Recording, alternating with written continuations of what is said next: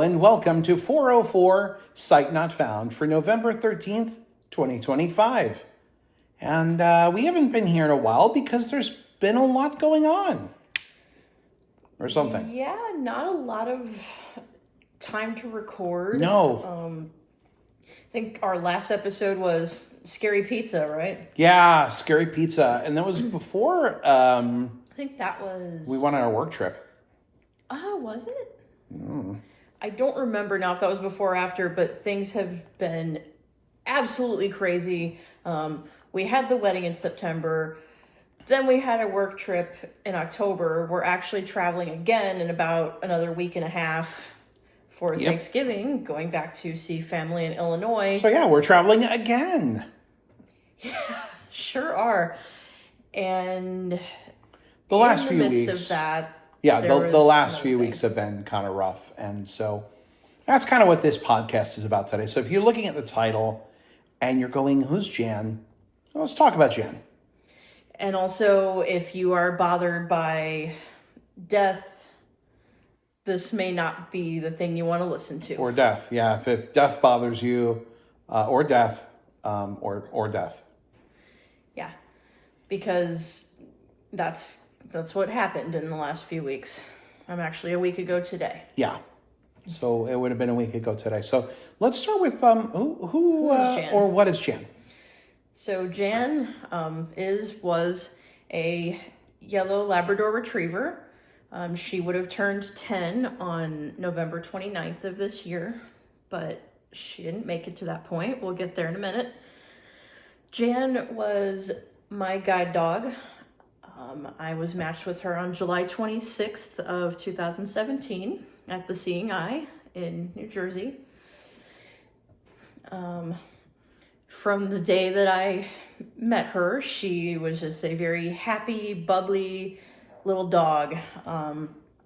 It's funny because at first I wasn't super sure about her. She was the type that, if she didn't have something to do, she would invent something to do, especially as a younger pup. She was about 18 months old when I got her. And I remember, we took all the dogs out to go to the bathroom. So one thing in guide dog class that happens, and hopefully anyone that's reading transcripts, it's saying guide, G-U-I-D-E, and not guy. Not guide dog. As we see with dictation a lot when someone tries to dictate about their guide dog. Yeah, I have this guide dog. Yeah, guide dog. His name is Liam. Okay. Well, that's all, folks. No. Yeah. Woof. So, in class, all the dogs go out to, do their duty to God and their country at the same time. They go park. Yes, they go park. P-A-R-K. Not P-A-R-C. No, which would a be lot of people. backwards. A lot of people think that park is something else backwards. The reason it got this name is actually a lot less entertaining. It came from the Seeing Eye, and in one of their original campuses, they took all the dogs across the street to a park to relieve. So it became park time. Yep, and time to go to the park. Yeah, stuck. And so they've kind of like, now you park your dog. Doesn't mean put your dog in neutral. It literally means let your dog... Rest is put your dog in neutral. Do its duty to God and its country. Yeah, take a P-A-R-C backwards. A backwards P-A-R-C. But anyway, take her out, and this was like day 1 or 2, and there was a fence right behind us with, I think, some grass on the other side. And at one point, my trainer comes over and goes, I think little Jan is done. She has lost interest in this. She is currently trying to find some stuff to eat through the fence. And I had a previous guide who had a scavenging problem, and scavenging is just a term for like diving after stuff on the ground that they really shouldn't be. And I got kind of scared and was like, I don't know about this. And the trainer was like, she's a lab. Keep that in mind. And I'm kind of in my mind going, well, why'd you give me a lab? This is something I worry about. But, sometimes they really do know better than we think they do. Yeah. And the trainers or the labs? Both. Oh, okay. But as time went on, we got to know each other better, learned one another, and that's really why you go to guide dog class. The first time is like you're learning all the things about caring for a dog. Anytime after that, it's really for you to get acclimated with the dog because you know how to take care of a dog. You've had one. And so usually your time is a little bit shorter. Although some schools now are doing short, like 2-week programs, regardless of whether it's your first or... Really? Yes. But what they do because of that is each instructor only has like 2 people. Whereas, when I went to seeing it was a little bit longer class time. Each instructor has... 3 or 4. So now they got more time to spend so they can get it done faster. Exactly. That makes sense. I'm not going to get too much into my opinions on that. I do have opinions on that. But, everyone's got to do what works for them. And for some people, 2 weeks is all they can take off of work. Totally understandable. Or, to take away from their families. They might have young kids at home. And it's hard. Not every workplace is going to just be like, oh, sure, no problem. Go get a dog and be gone for a month. That's no big deal. So, it's a two-sided coin. I mean, I think there's pros and cons. Yeah. I think, trying to get to know a dog in 2 weeks is a lot. But when it's just you and maybe one other student per instructor, maybe you do have more time and feel like that's... I was there for about 2.5 weeks with her. And by the end, I was definitely, ready to go home. It was like, this is my 3rd dog now. I've got a pretty good handle on things. Let's just go home, live our life. So Jan was eating grass. She did eat some grass. So one thing we learned about Jan is Jan likes to eat stuff. She is very much an eater, which will be important a little bit later on. And we had about 6 years together. I think that's, it was around, I'm like, it was either over 6 or just under 6. Well, you got her at 17, and she retired in 2024. So about 4, just under 7. Yeah, under 7. Because really, it was April of 24. Yes. So it was about 6.5. You got her in July. So almost 17. 7, really. It'd be like 6 3/4. Yeah. Which is not the train platform. No. But in that time, Jan and I experienced a lot of life together. I was 22 when I got her and was still figuring out who I am in the world, what I want to do with my life.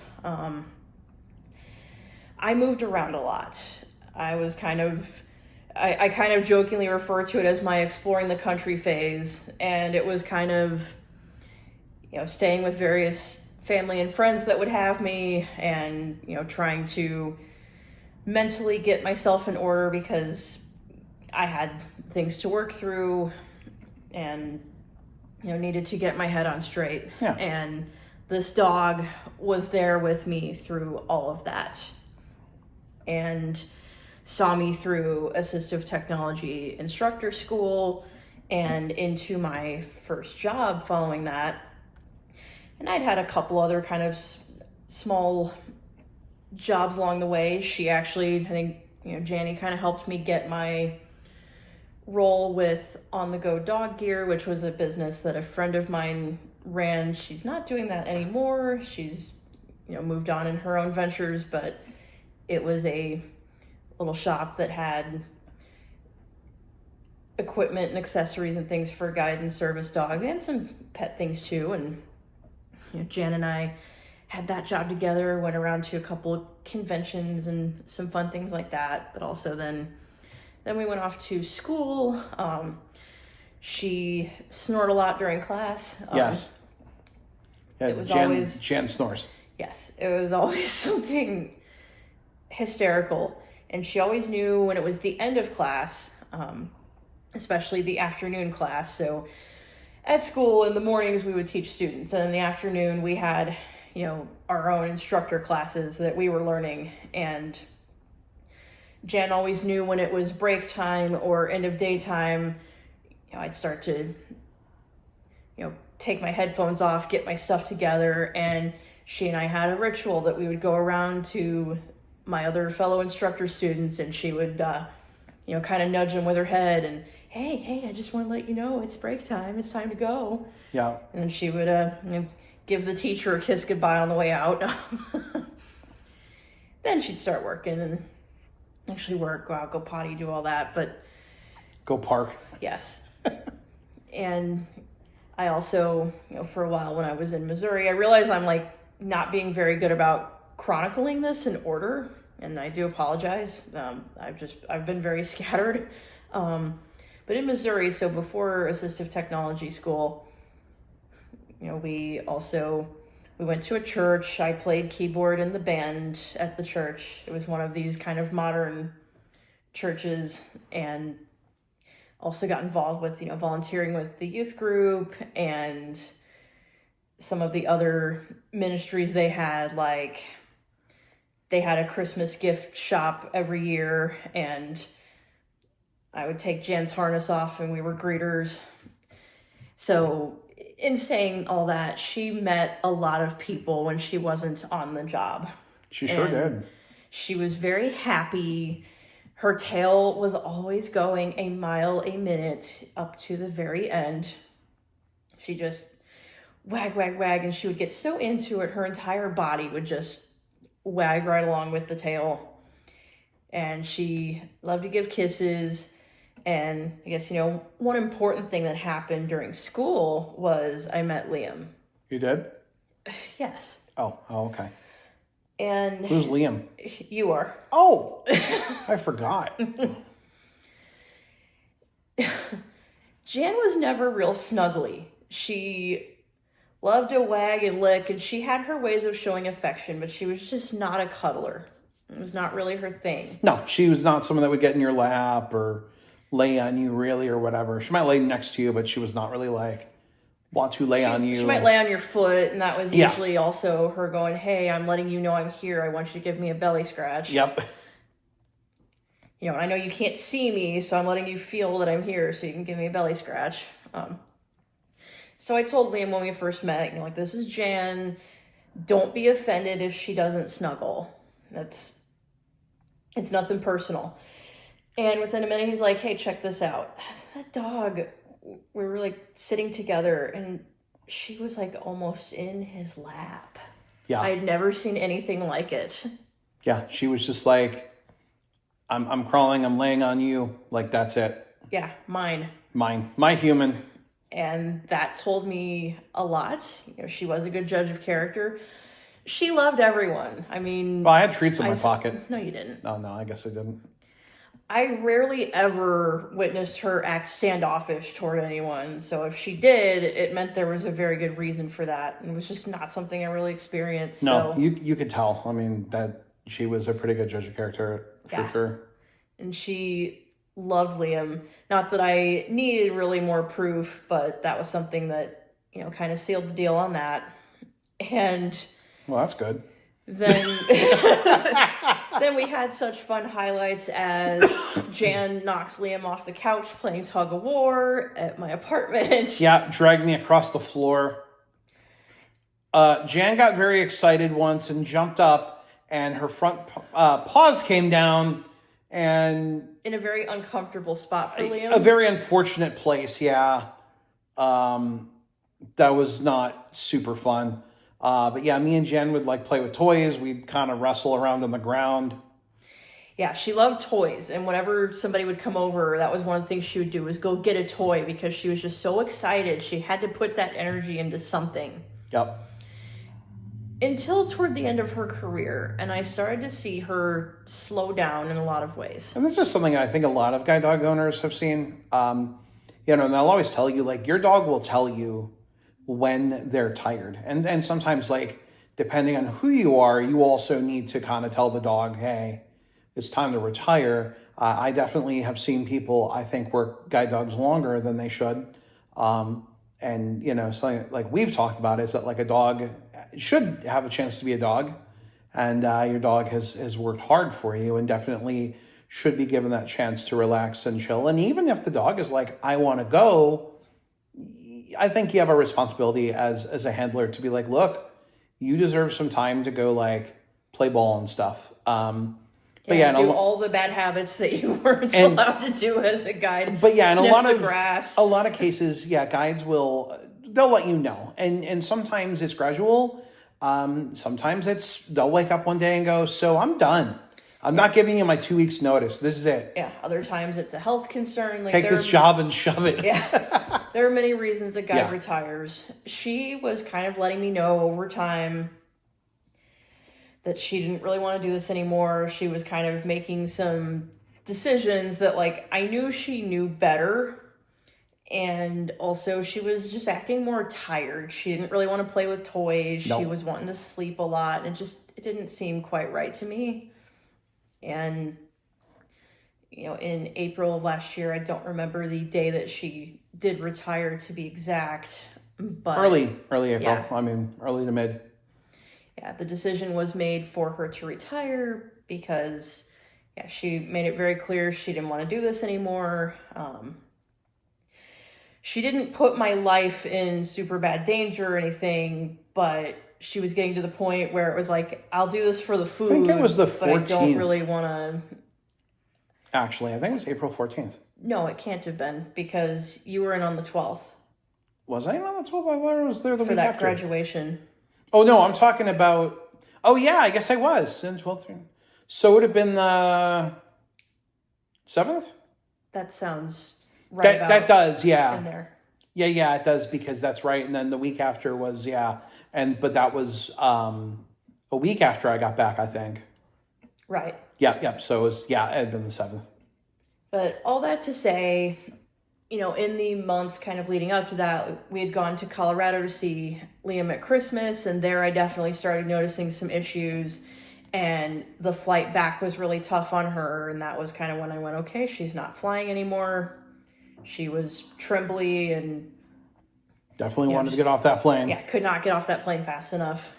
And it was like, okay, at that point it was kind of semi-retirement. She still went with me to work, which actually was a very good thing because I was able to, at my previous job, find her the perfect retirement home. One of my coworkers... Can we talk about retirement for a minute, actually, just in general? Like, what does that mean? What does that actually mean? So you retire a guide dog. What happens to the dog? And it probably because I think some people that are tuned in probably don't know a lot about guide dogs. Yeah, and the answer really is it depends. Yeah. For some people... But it also depends on the school, right? It does depend on the school. It depends on a couple factors. So let's start with the school. So it really depends what school you go to. Yes, and what their view is on ownership of the dog. And even some that, do not give ownership of the dog still allow you to keep the dog after retirement. It really is all kind of situational, and every person's situation, be it school, personal circumstances, is going to be different. Yeah, I think one thing, if you're listening to this, you'll notice that we are not trying to compare and contrast schools. I feel like that is something that you can and should do on your own, and is not the point of the podcast. But yeah, every school has their own way of dealing with that. And so it is important to know. But in the case of Seeing Eye, because this is where you got Jan, they pretty much give you ownership of the dog, correct? Yes, you kind of pay a title fee before you leave the school. And at that point, that is your dog. Now, if they hear of something egregious, like you are doing terrible things to the dog, they can probably contact your local animal welfare and make things happen. But by and large, you are not going to hear from them unless you contact them. And even if you're having an issue, they send a trainer out to work with you, they're not taking that dog back unless you make that directive. My previous dog, to Jan, I did make that directive because she was having some health concerns. And when they came to work with us, the trainer said, I'll be honest, I have concerns about Melody's weight. And I made the decision to return her, but that instructor under no circumstances was going to say, you have to give us this dog. Now, has that ever, that's probably has happened. I would have to think that maybe the instructors come out and seen a situation that they deem unsafe. and they will tell you, I am concerned about this, but in the situation of this particular school, well, yeah, okay. you work together to make that decision. Gotcha. I can't speak for anywhere else, nor is it really why we're here. But all that's to say, retirement's going to look different depending on your situation. I lived in an apartment, a 1-bedroom apartment, and I was on the 2nd floor. This means I didn't have, ready access to like a lot of space for her to run and play and do dog things. It was about a 750 square foot apartment, so not a lot of room to move around. And also, I was very likely, we thought at that point, going to be moving to Colorado, and that was going to mean she had to fly again. I didn't want her to have to fly again. Though it was after the retirement, we ended up finding a place where we absolutely would not have been able to have a dog. There was no way. It would have definitely limited our prospect on places, and where he was in Colorado, the housing market was very, very competitive. And so that would have unfortunately added a layer of, here is a non-negotiable. We have to have a house that will allow a 50-pound dog. And some places are like, we're fine with a small dog, 35 pounds or under. Others are like, no dogs at all. There's some and the place that we were going to sign on was no dogs at all. Right. So which didn't, like he said, it didn't happen until after she retired. I think, had she still been actively guiding, we would not have picked that house. We would have worked it out. I think there would have been some discussions had. I think there would have been probably some expectations as well on both sides. And I think it could have worked. But yeah, it could have been tricky. Yeah. And so in my situation, I made the decision to put Jan into a different home. One that could give her the space and, people that could spend lots of time with her. So at my former job, I had a coworker that I was fairly close with, and, she did like art and enrichment stuff, super fun lady. And I had told her, of Jan's impending retirement. And she had said, yeah, I don't know if you found her a place or anything yet, but my brother and his wife's dog is real sick. They're thinking that they're going to be, possibly losing her soon. And once they've dealt with that, they might be willing to add another dog to the family. And I had kind of explored a couple other avenues as well. I had another coworker who knew somebody that might be looking. That ultimately fell through. I contacted some friends of mine back in Missouri. Ultimately, that fell through. But sometimes the world gives you a no for a bigger yes later. And Lee's brother and sister-in-law came through. That was, they were ready to add another dog to the house. So I took Jan out to visit with them. Shout outs to Craig and Linda. Craig and Linda are awesome.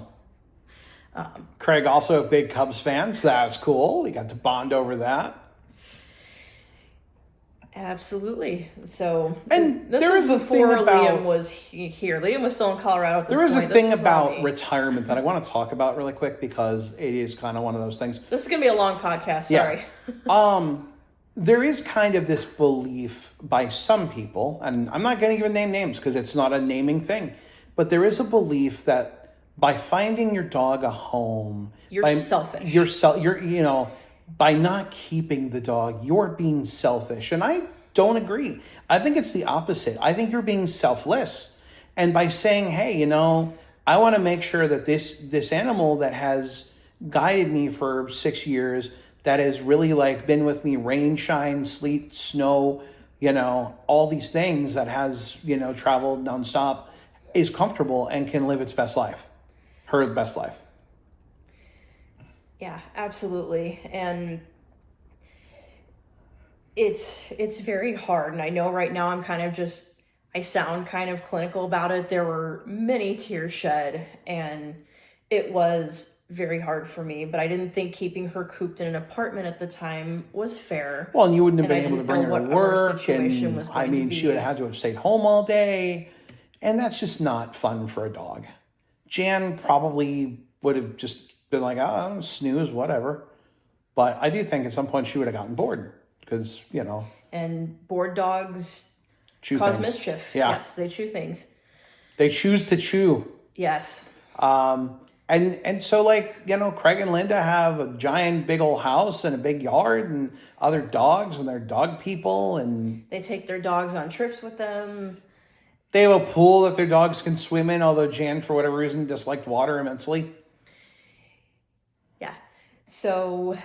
You know, She went in the pool once. Yeah, by accident. But I took So her one to thing meet about them. Jan, we should point out, I want to go back to she likes to eat stuff. She loves carrots. She loves carrots. So one day, Linda threw her a carrot and the carrot went in the pool. And Jan was so hyper-focused on getting that carrot that she didn't really think about the She fact also that went she had into to the go pool. Yeah, she was like, okay, carrots this way, and just like was so hyper-focused on getting it that she fell in the pool. I still got the carrot. Yes, you know, that's the important thing. But then I think realized, oh wait, I'm in the pool, I don't like this. Yeah, I mean, she ultimately got out and everything was fine. That had nothing to do with what happened later. No. But she, you know, we went to meet them. Lee drove me to their house after work one day. And, you know, I just had this sense of like, this is right. They were so kind. They spoke very highly of their dogs and how much they love their dogs. And I could see that the dogs they had were very happy to be there. And Jan was also happy to be there. Yes, she didn't want to leave. She kept looking back, and we kind of made this arrangement that, you know, I think our decision was all made pretty quickly. And I had scheduled her a vet visit for that weekend, and I said, you know, if you guys want to meet me there or come get her afterwards so you guys can have all the up-to-date records and everything, we can do that. They're like, oh yeah, we'll meet you there. So I took her to the vet, and you know, we kind of waited a minute to see if they were going to get there. And when they did, boy, the tail was going. She was pulling. She was so happy to see them again. Yeah.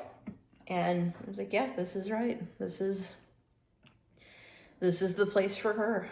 And that dog lived the best 1.5 year retirement ever. I called it Doggy Club Med. I felt like, and we went to visit them in, I think it was July. Yes. Because it really was the dog days of summer, haha. And I mean, yes, after Liam had moved here. it was hot. I remember that. It was a hot day. But I mean, you could tell she was happy. She was like, you know, she had a big, so one thing that they have is a doggy door. So the dogs could just come and go as they pleased. And I think at first she did not know what the heck a doggy door was. No, she learned. Yeah, but still very smart. You know, knew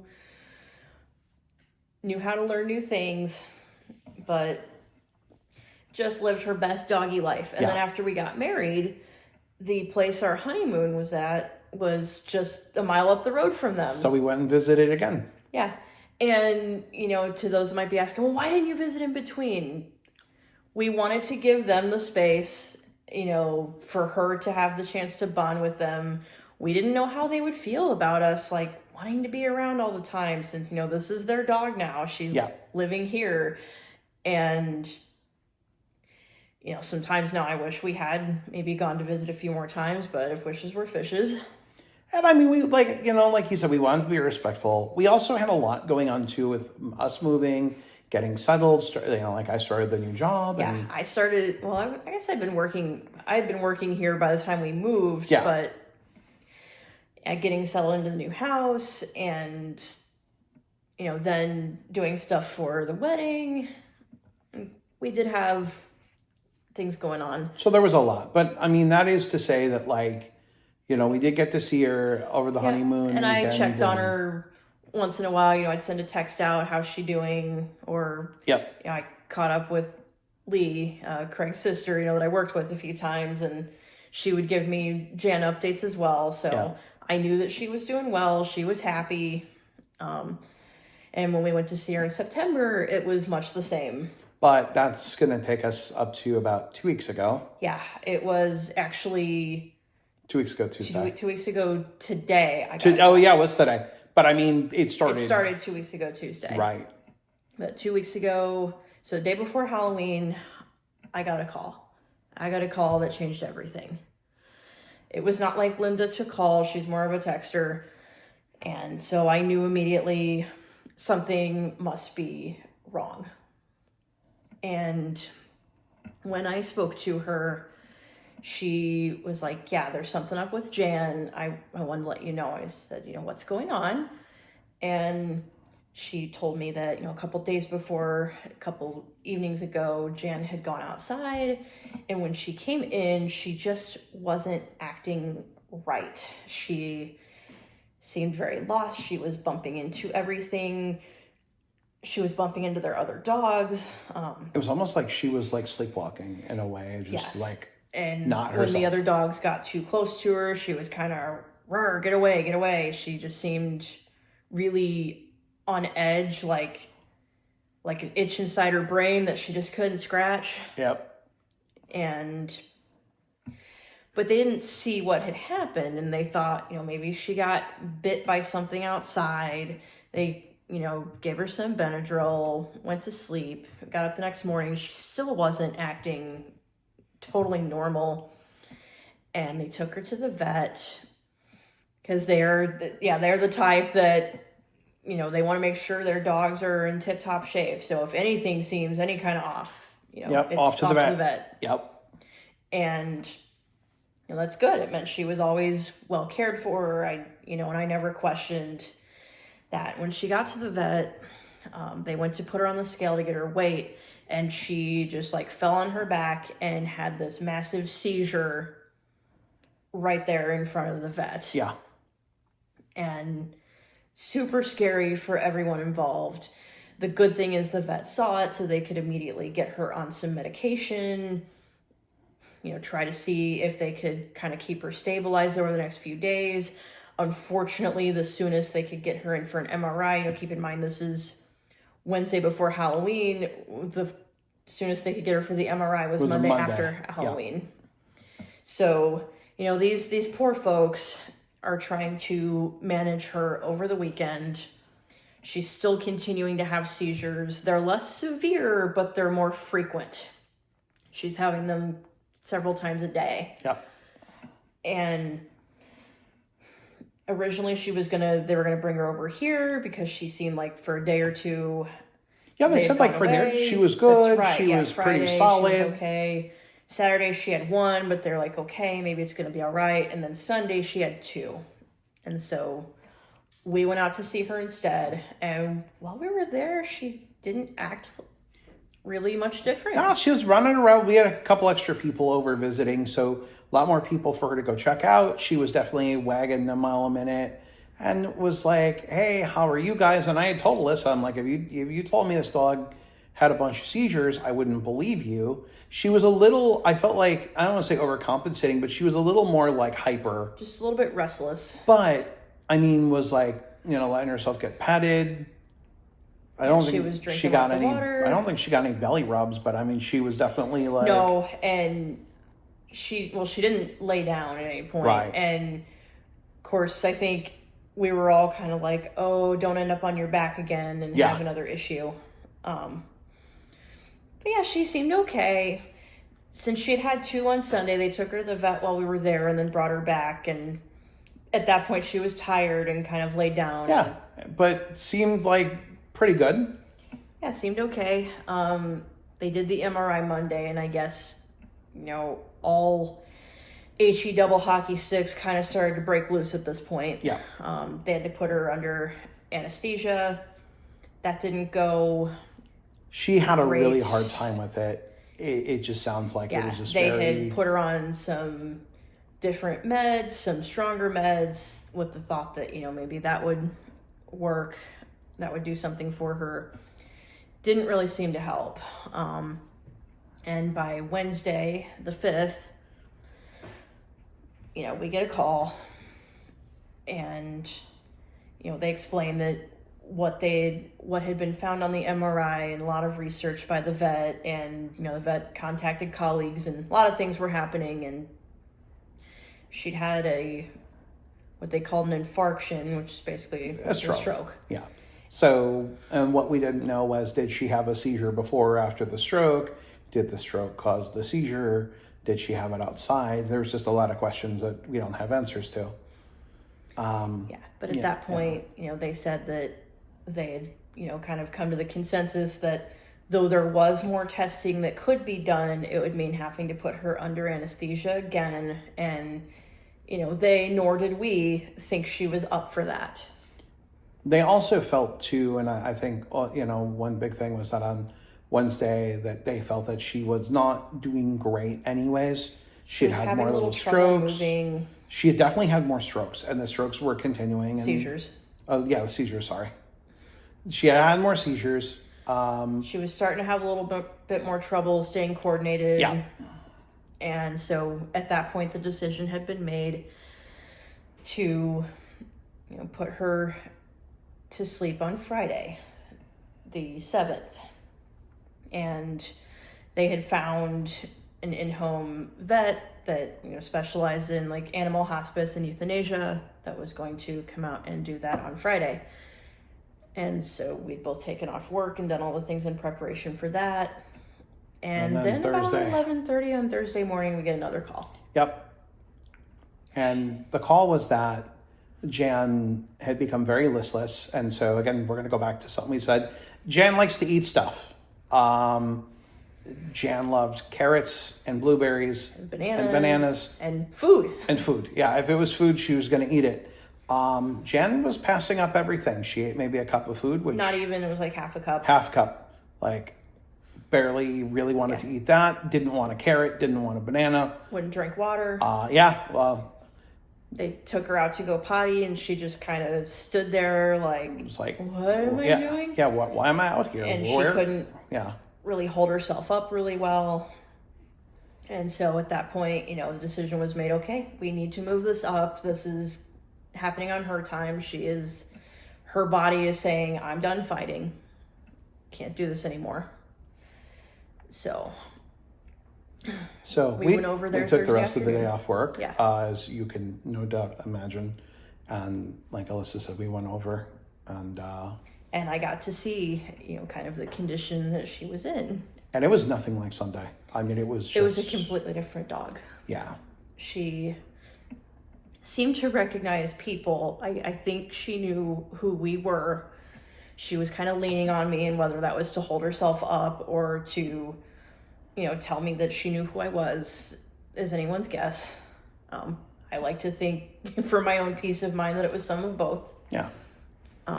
Definitely had kind of, they said she had kind of a droopy lip going on. Still wagging her tail. The way I described it to Alyssa is like when you go to the dentist and they numb the side of your face.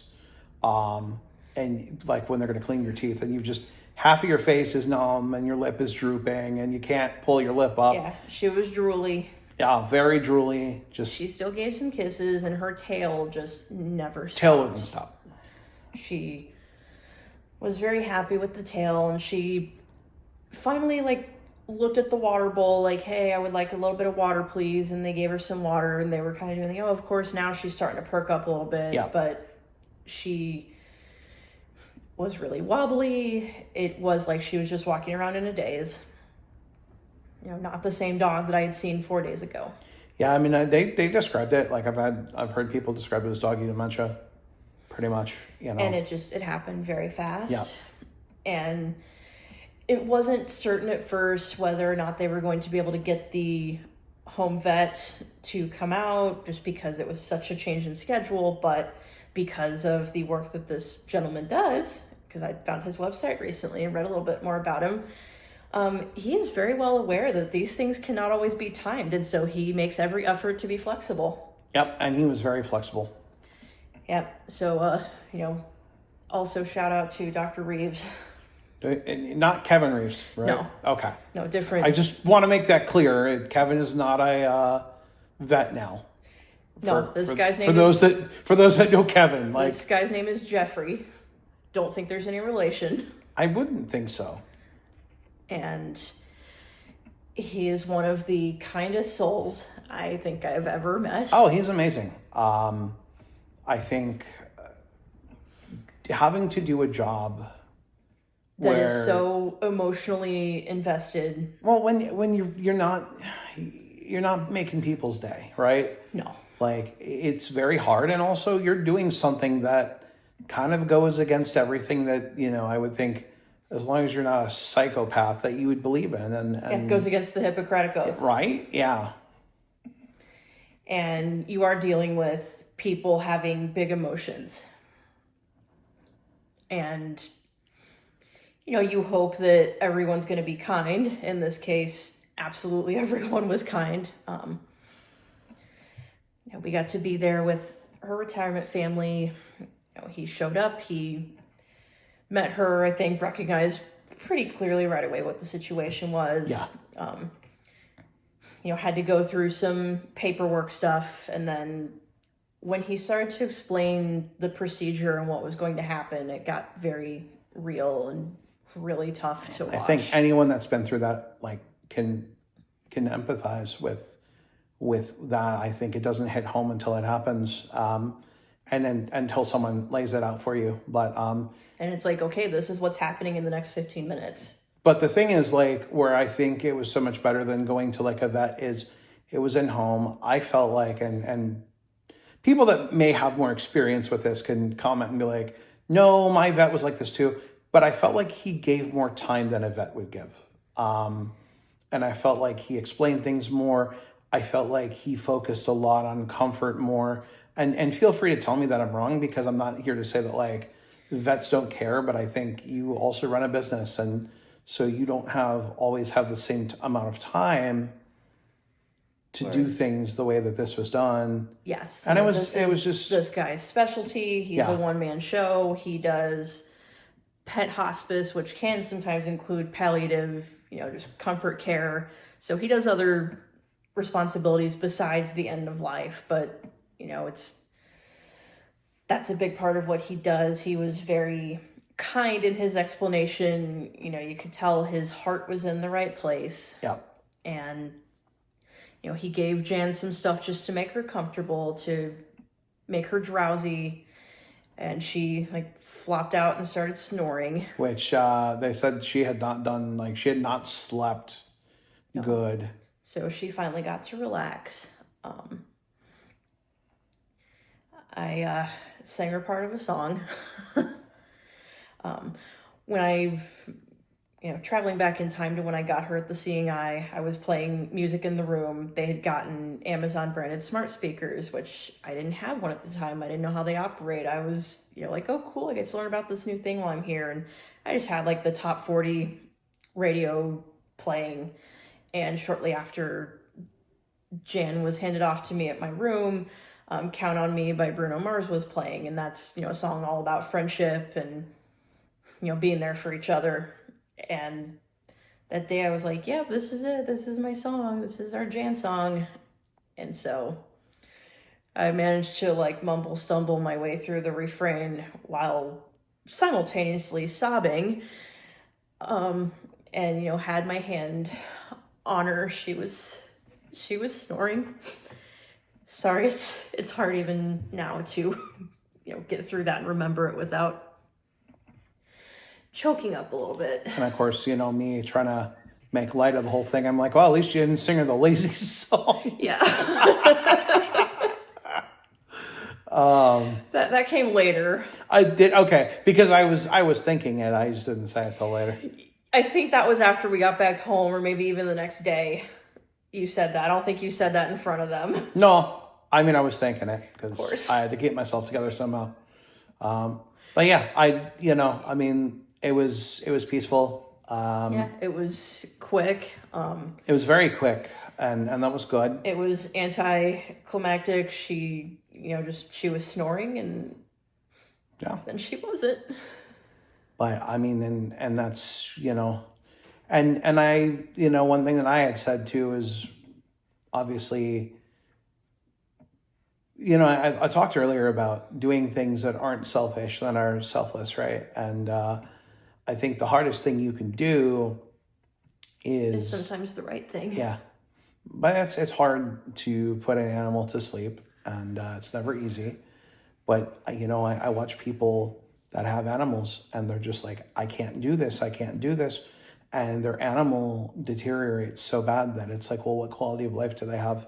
And at some point, you have to do this. I thank her retirement family for not being like that, and for being like, hey, we have to be realistic, and we all were on the same page, and it was wonderful that we could have that discussion and all be on the same page. Yeah, and I didn't have a lot of asks of them because I was not about to micromanage how their relationship with that dog was. But I did ask, if anything medically is going on, or if you feel like, she's reaching end of life, please let me know. Yeah.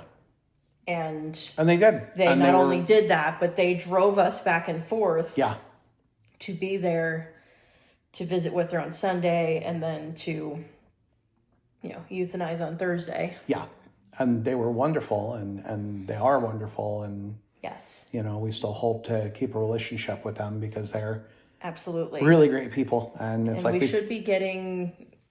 I know it can take a couple weeks, I think, for all the things to happen, but we'll be getting like a paw print, and I'm getting a locket with a little bit of ashes. They wanted to cremate. They actually offered to give us all of the ashes, but we said no. Take her to the lake house. She loves it. They have a big old lake house, and that's where they've put a couple of their other dogs to rest. They bring the dogs up there, and so like Jan liked it, and that's hey. Yeah, and that's who she spent that time with when she was sick, and so I felt like they should have the majority of that. No, I agree. And yeah, I haven't heard back, but I did text them today just to see how they're doing and see how they're holding up, and see if I can get a read on kind of where that's at. Yeah. Try to let them know I'm thinking of them, and it's been a tough week. That next morning, it took a lot of my energy just to get out of bed. It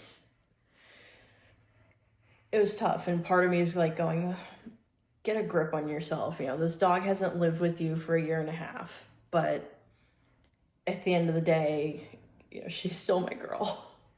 And we had almost 7 years of partnership, and that's not something that you can just like look over and say, well, it doesn't matter, she doesn't live here anymore. Yeah, it's not just something you can gloss over and have it not matter. I miss her every day. I don't question for a moment that the right decision was made, because this was a dog that there's actually a couple pictures of us like across from Times Square. You can see it in the background. So like, this is a dog that was very active and needed to use her brain and her body. And so to see her like unable to hold herself up and so confused and just on edge about the fact that she didn't understand what was going on. Oh, nobody wants that. No. And, it's like we said, like sometimes the thing you have to do is the hard thing, but I think, it's the right thing. And that's why there really hasn't been a lot of like chatting with viewers and, some of the co-created content lately, because we've been dealing with this. And we just had a lot going on. And I think,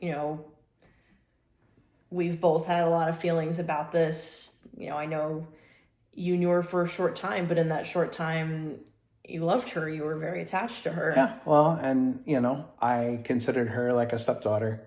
When me and Alyssa started dating, one of the things that I said was, y'all are a package deal. I have you and I have my stepdog. Yeah, those are my girls. And yep, those are my girls. And I remember the Christmas when you came up and bought her. I almost bought her a $300 dog bed. I was like, no, you can buy her a $30 bed. She'll use it just the same. It's okay. Well, I will tell you, I spent a lot more than $30 on that bed. I know just you so did. you know. I know you did. It was very nice. It had the memory foam. Oh, it was a great bed. I wanted to flop in it. Yes, it found a good home It after did. she retired with your O&M instructor's dog. Yeah, I don't know if they still have it. I don't think that dog can fit in it anymore, but apparently she tries. She would like squish herself down into a ball to flop into it. Yeah. She liked it that much.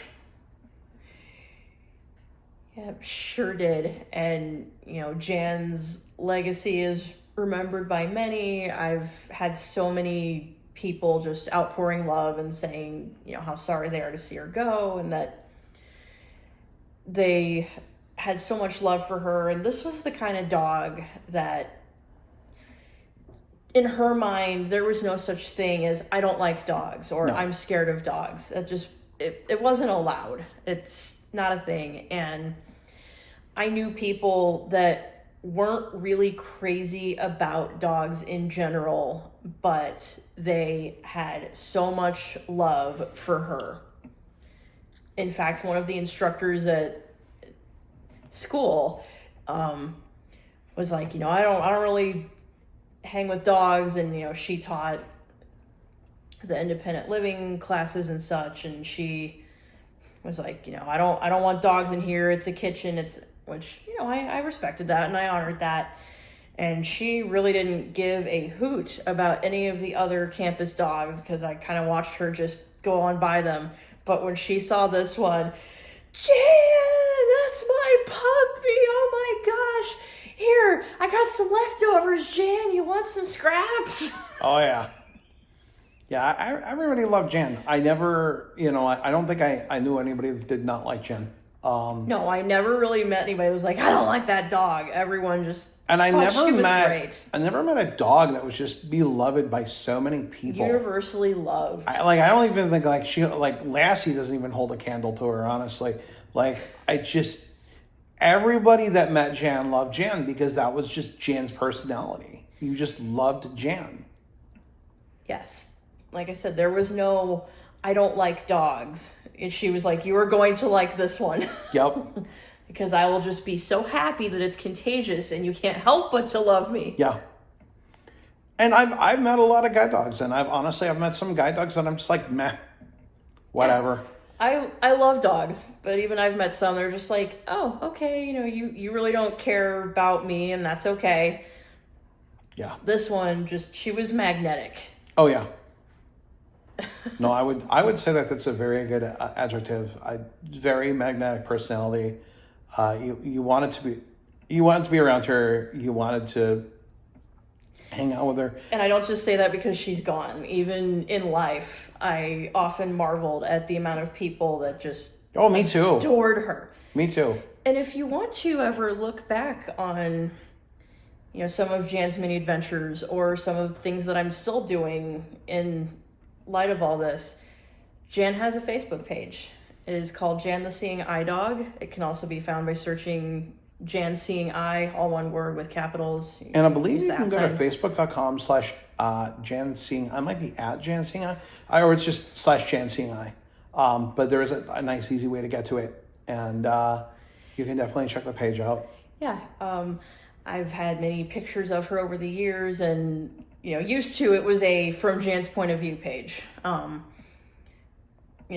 Jan would write her story about what she was doing, but also she would share some things maybe from other dogs or things relating to service dog education and rights of service dogs and their handlers.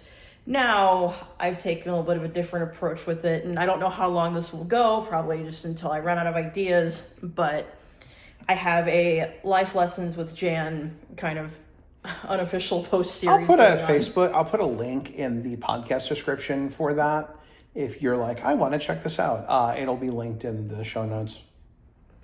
So I would highly recommend checking out. She's got more friends than I do. She's got like 1,000 followers. I don't. Oh, well, yeah, I do. I was going to say, I don't have that many followers. Yeah, I do. My YouTube, if you're watching this on YouTube, you're one of my 2.8 thousand. What am I? You go? 28. 2,800? 2806. Last I Okay, checked. we're moving up. Yeah, we're getting on towards 3,000. 2.8K. That's crazy. Isn't that crazy? Sure is. I remember when I had like 2.8. It was like me and like one other person and like 4/5 of a person or something. I don't know. There you go. Yeah, I know this has been a lot longer than our usual podcasts. I know we usually try to keep them under 30 minutes. I'm certain this has gone over, but I feel like this was really worth talking about, and also just to be real, because so often we want to share when we're happy and when we're dealing with all the good things in life, and a lot of people do this. You know, we want to present our best selves. I don't think the French fry pizza was the good thing in life. You know, it's funny because really it was after the recording stopped that we kind of went, oh, I can't eat more of this. And then I ate more of it and just realized it sucked. Like the first few bites, it was like, okay. After that, it was like, wait, there's really not a lot of flavor going on here. This needs I don't know if we're going to do it, but they apparently have Kraft apple pie mac and cheese. You can do that. I'm not touching it. You don't want any? Absolutely not. But it sounds so delicious. I already don't like regular Kraft mac and cheese, just for some background here. So I am not even touching this travesty with a 10-foot pole. That is all you, babe. But it's apples. I don't care. Oh, okay. I will get apples another way. I'll just like get apples. Oh. You know, you can do that. But it won't be apple pie. Buy them at the store. You can get a Marie Callender frozen apple pie and put it in the oven. That's the thing. You can? Absolutely you can. I've been doing life wrong. Yeah. All apparently. these years. Yeah, you can get frozen pies. I thought you could only get like apple pie if someone baked it for you. No. Hey, speaking of having stuff made for us. I mean, Aunt Marie. Yeah. Fudge? Yeah. Oh my goodness. We have fudge. We have fudge. We have fudge. I don't know how much longer we're going to have it.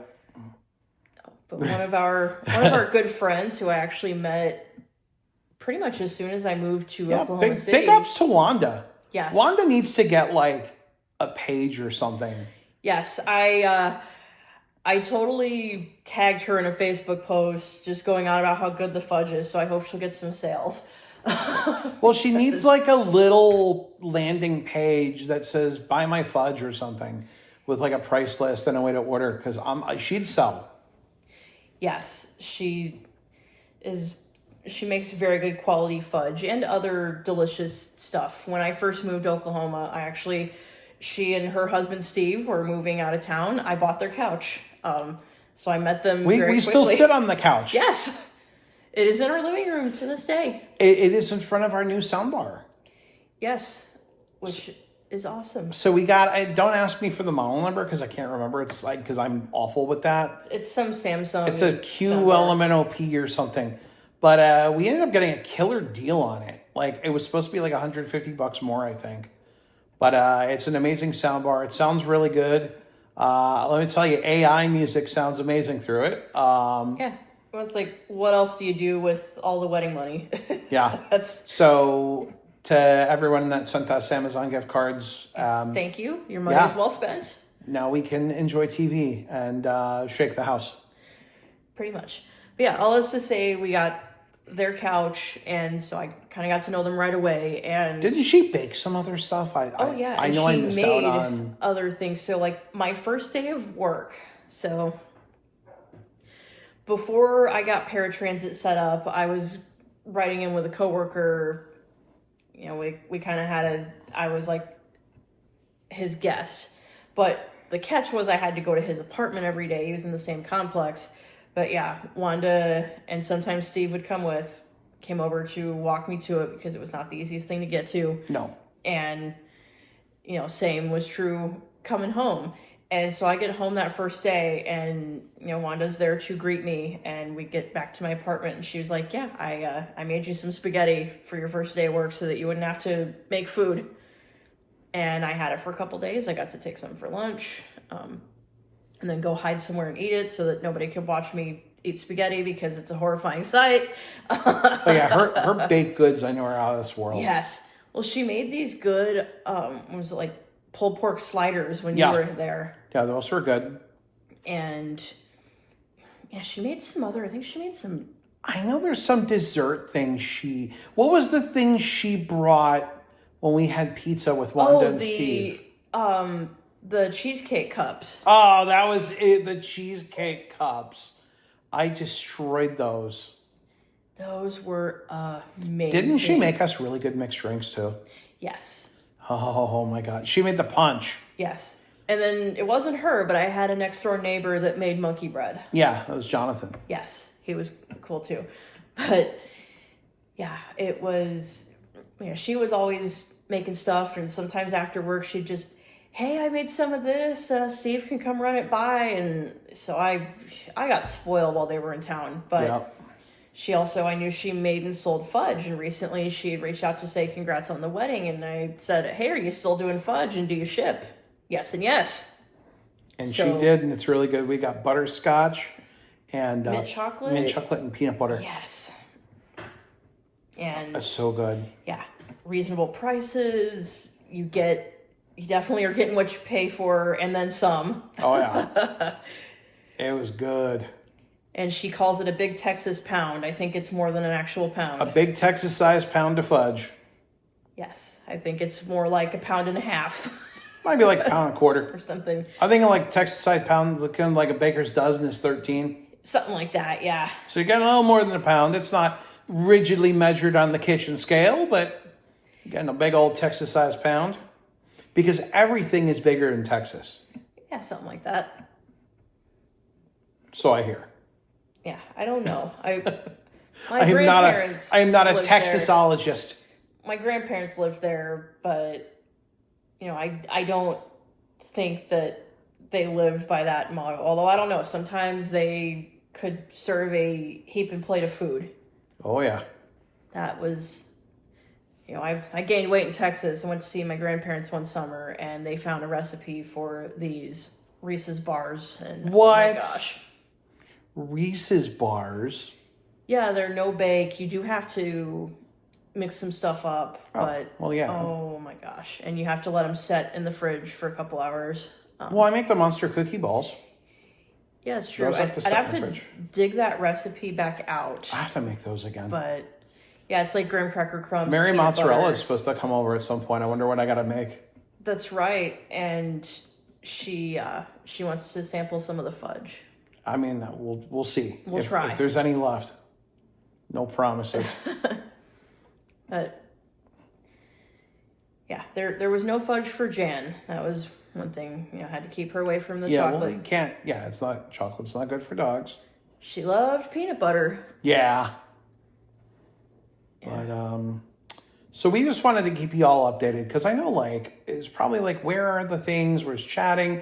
What's going on? You guys have been not around. I've been very weepy off and on the last couple weeks, and so the last thing I wanted to do was sit in front of a camera and end up crying on YouTube. And honestly, work's been busy. We were in Louisville for a week. We had our annual meeting. It was so much fun. Not that any of you listening to this met us there, but if you did, it was nice to meet you. Yeah. No one from work's listening to this. Jim's not listening to this, I'm sure. No. But, had a lot of fun networking, meeting some people. You mean that Jim? I had a moment, I'm like, wait, you mean Big Boss Jim? No, you're talking about other Jim Jim. Portillo. Yeah. I don't think that would be really funny. I'm just waiting for the comment. I'm listening to this, you guys. It's funny because he pops up out of nowhere. Wait, you know this person? You know Wanda? Yeah, you know Wanda.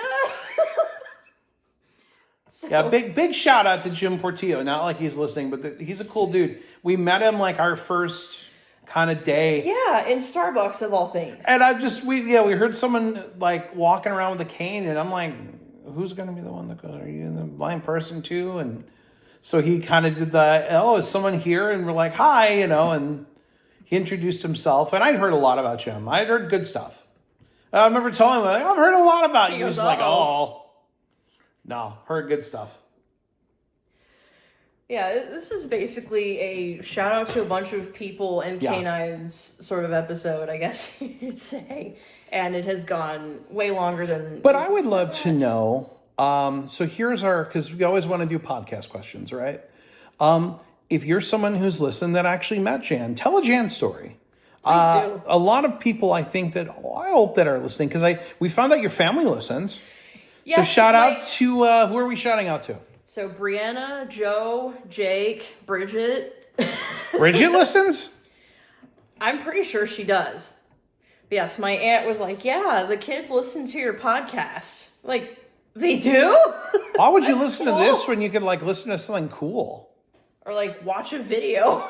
Go watch something on TikTok. Yeah, I think that would be a million times, because that's what all the cool kids do now, right? Is TikTok.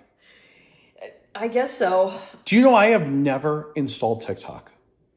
I did years ago and then got rid of it just because I couldn't make it work. I never installed it, and I never will. There were a few funnies on there, but I don't know what it is. I just don't want to touch it. Because even my mom, my technically impaired mom, afraid of Siri. Yeah, I'm gonna call my mom out. My mom is afraid of Siri. We'll be in the car. Cancel. Oh no, wait, those HomePods are disconnected now. That's Never right. mind. Siri, Siri, Siri, Siri, Siri. Ha ha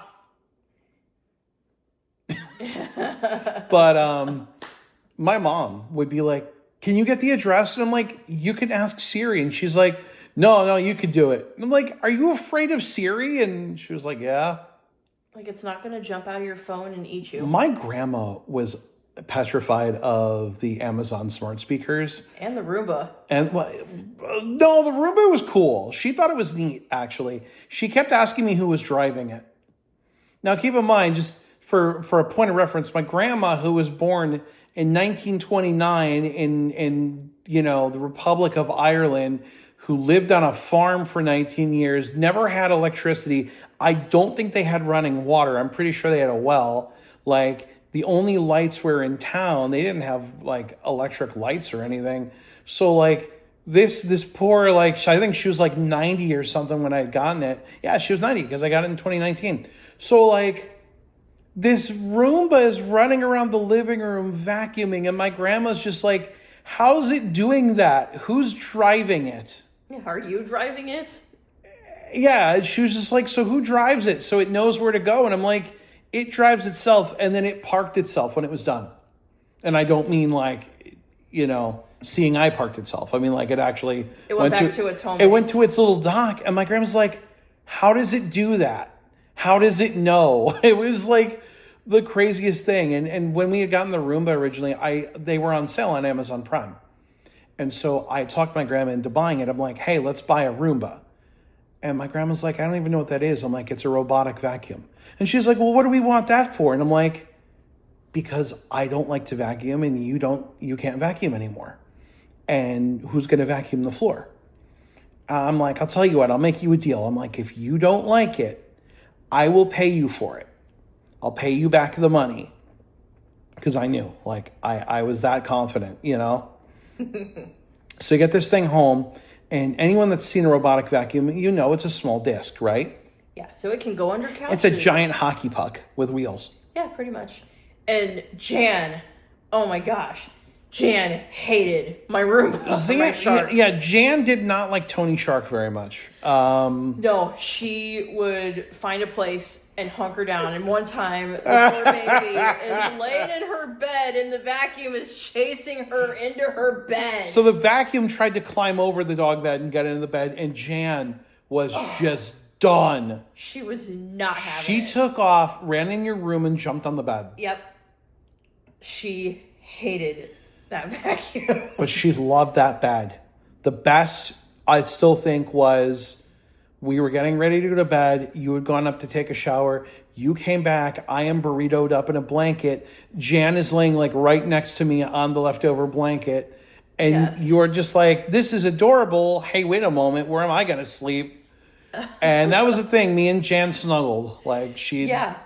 But like he said, if you're watching this on YouTube, or I think a couple of the Mastodon folks may have met her. I don't know how much.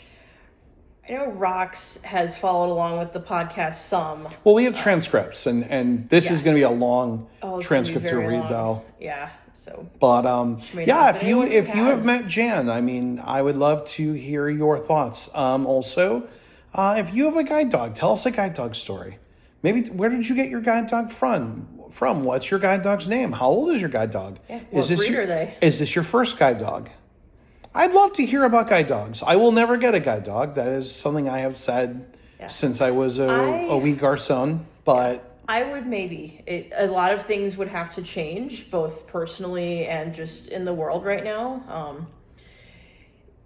You do still have the problems of, people going and buying a vest and saying that Pet Fluffy is a service dog, and it's, wreaking havoc for real service animals because Fluffy doesn't know how to act in public. No. Fluffy is parking in the aisles.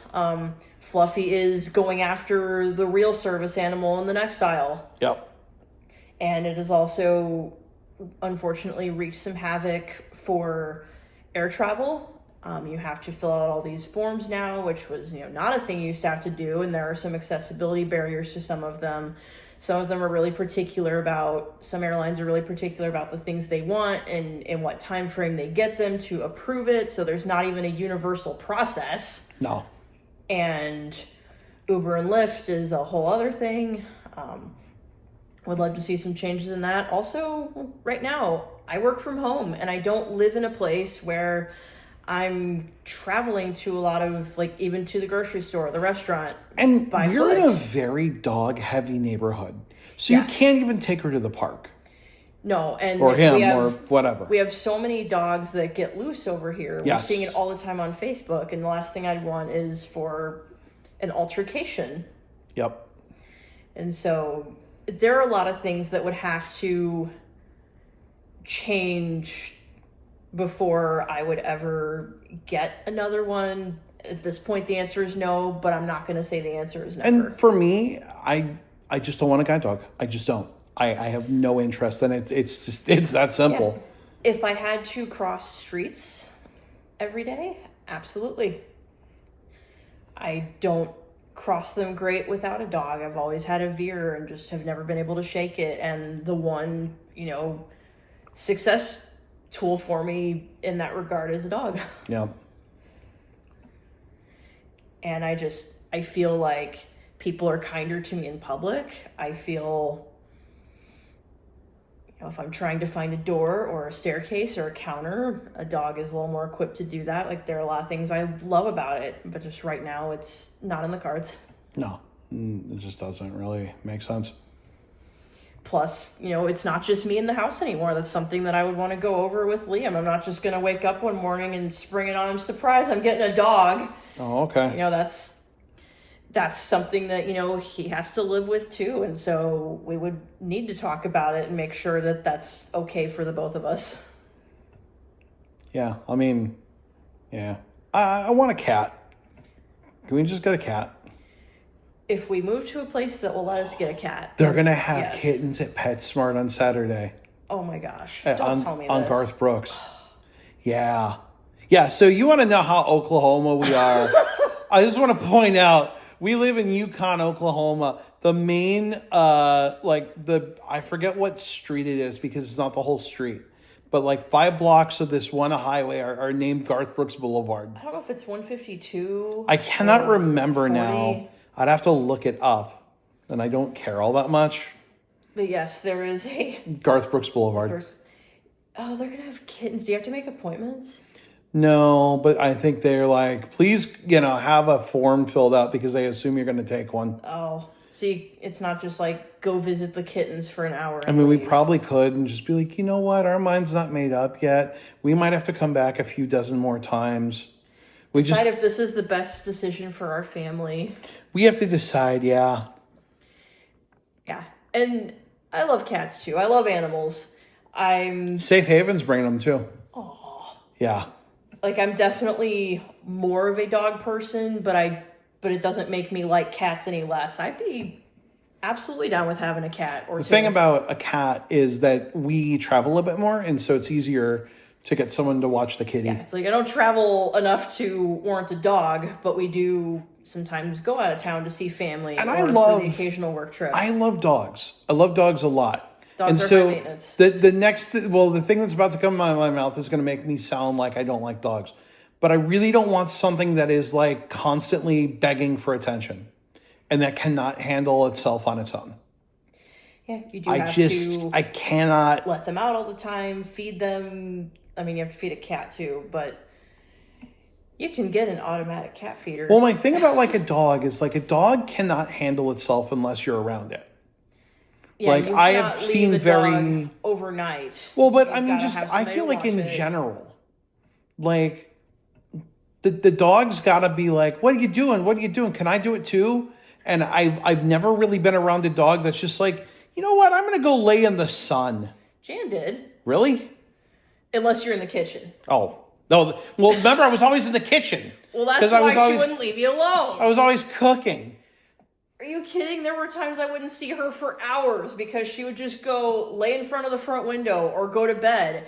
But when there's food, then yeah, she's... Oh, she was, when I was in the kitchen, I had to be like, get out of here. But even at your apartment, there were plenty of times where, she would just lay on the floor. She wasn't trying to be up in our business. Yeah, well, I think part of that is she was older. I don't know what that would have been like if she'd been like 2 or 3, but they're also, and I guess too, they are trained. Yeah, that is... Your rescue is probably more likely to be, hi, what are you doing, what are you doing, yeah. What are you doing? I don't want you to leave me, I need to be around all the time. And I can't deal with that. Yeah, guide dogs are actually trained to be left alone. And I know that's going to sound really counterintuitive, but there are times where they have to be. Let's say you're going to a Dream Theater concert. Probably not the place to take your guide dog. Probably not. So guess what? Dog's got to stay home for a few hours and needs to be okay with that. Yeah. Or you're going to... Why would you take a dog to a Dream Theater concert? Why would you torture them like that, having to hear James LaBrie's voice? That's true. I wouldn't take another human to that. The dying soul.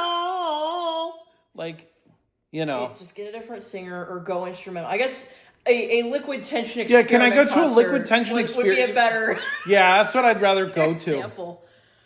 Or, maybe you're going to a family member's house that's allergic to dogs for a couple hours. Oh, I so definitely needs to be okay. I bring the dog then.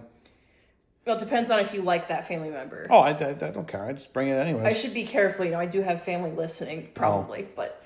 Are they allergic to dogs? No. Oh, okay. Then they're fine. They don't have to worry. But point is, there are going to be times where, if you have to go have surgery, there are going to be times where a dog has to be left alone. That's true. Guide dogs do have to learn, and that was one of the problems with my dog prior to Jan. She could not be without me, without just losing her ever-loving mind. Yeah. But that's why I will not put up with again. That's why I'd like a cat now. I say this, and we're going to get a cat one day. That's and clingy. the cat is not going to leave me alone. Well, if it's Luna, definitely not. The cat is just going to be like, I need to be by you all the time. I need to help you quality test this. Yeah. Well, we went to see cats the day after Jan passed, just to get out of the house, do something, get to hang out with some animals. And yeah, there was one cat that just wanted out the door. Let's wait for it. I'm helping you quality test the Monarch. By sitting on it. Yeah, by sitting on it. Well, Joe's cat likes to help him work. Joe's cat gets mad when he's working and not paying attention to him, okay? Yeah, shout out to Kenzie, by the way, who, I'm sure Joe's not listening, but Joe has the coolest cat. He's like an orange tabby named Kenzie. And he's a trip. He's a sass master. Yeah, he is. He's a trip. Yeah, Joe's at his computer working. And did you see Joe got him a new toy? Yes. And I don't know what the toy is, but Kenzie constantly wants him to turn it on. Yes. So you can play with it. Yeah. First of all, why would you get your cat anything that it has that you have to activate? Yeah, if they can't propel it themselves. Yeah.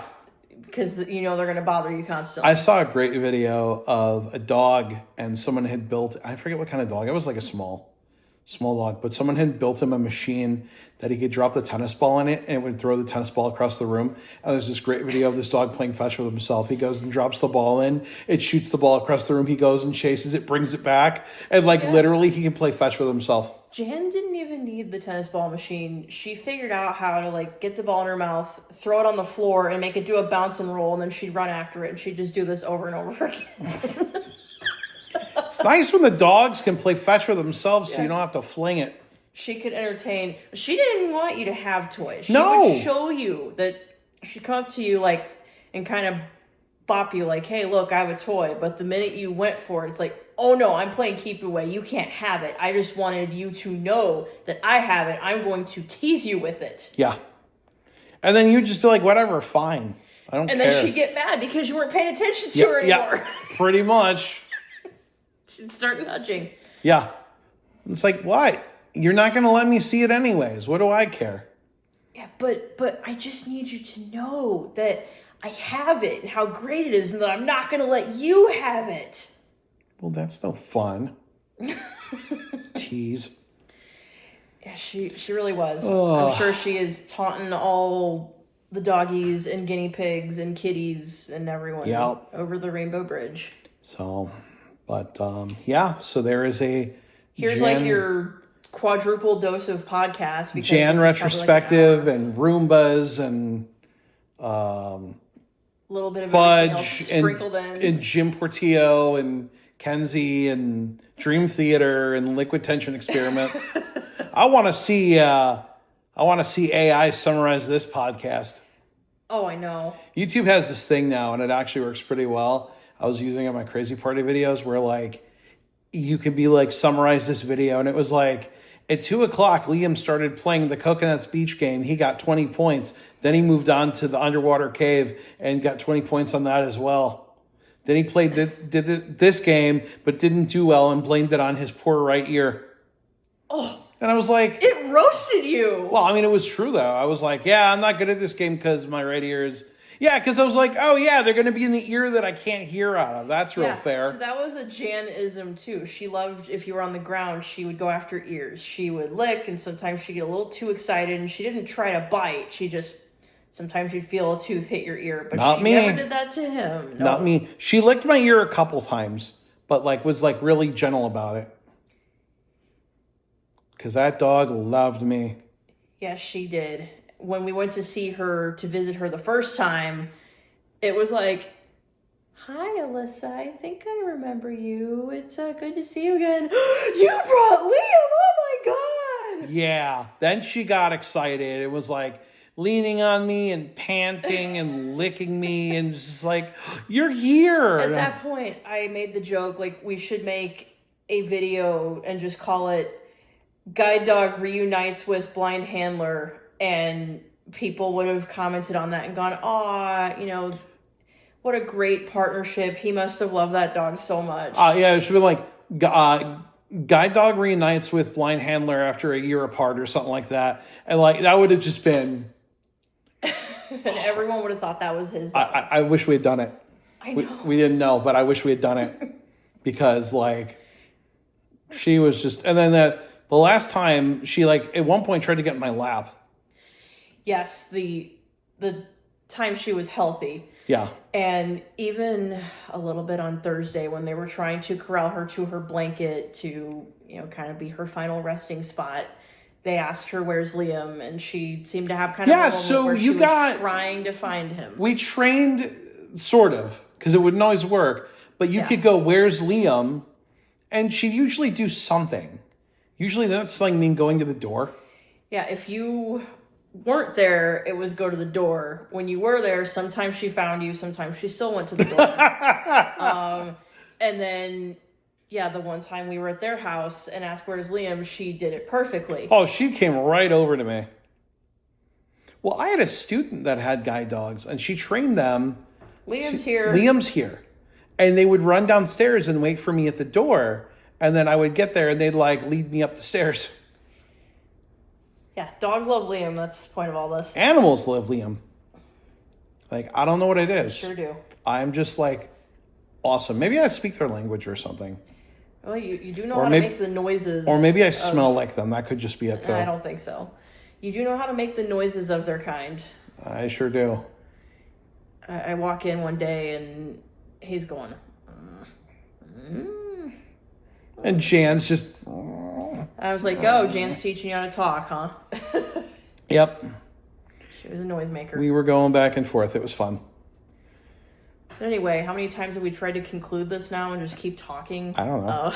Oh. So thank you for listening to our podcast. We will be back again soon. Thanksgiving is coming up, and so we probably will not see you all again until December. Yeah. Thanks for being here, and we will see you when we see you. Here on 404 Sight Not Found.